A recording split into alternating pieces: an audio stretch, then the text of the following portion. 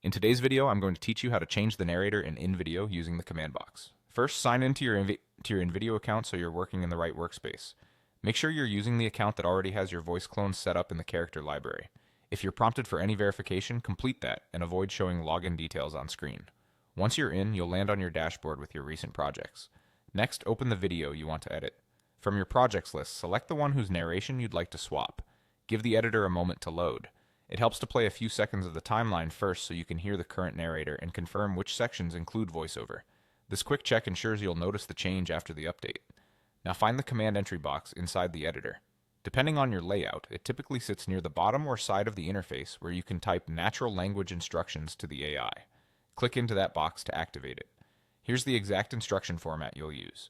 Type change narrator to followed by the exact name of your other clone as it appears in your character library. Don't add extra punctuation and make sure the spelling matches perfectly. When you're ready, send the command by pressing enter or clicking the send icon. The clearer your command and the more exact the clone name, the smoother the switch will be. After you send the command, the AI will process the request and change the narrator based on the name you provided. You may see a short progress indicator while the narration regenerates. The script of your video stays the same, only the voice delivering it is replaced. When the update finishes, preview the video from a section with voiceover. Listen for tone, pronunciation, and pacing to confirm you're hearing the correct clone. If something doesn't sound right, check that the name you used matches the one in your character library and try the command again.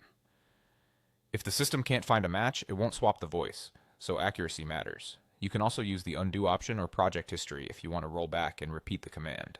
When you're satisfied, save your project so the new narration is preserved. That's all it takes. Log in, open your project, use the command entry box with the exact clone name, and let the AI handle the switch for you.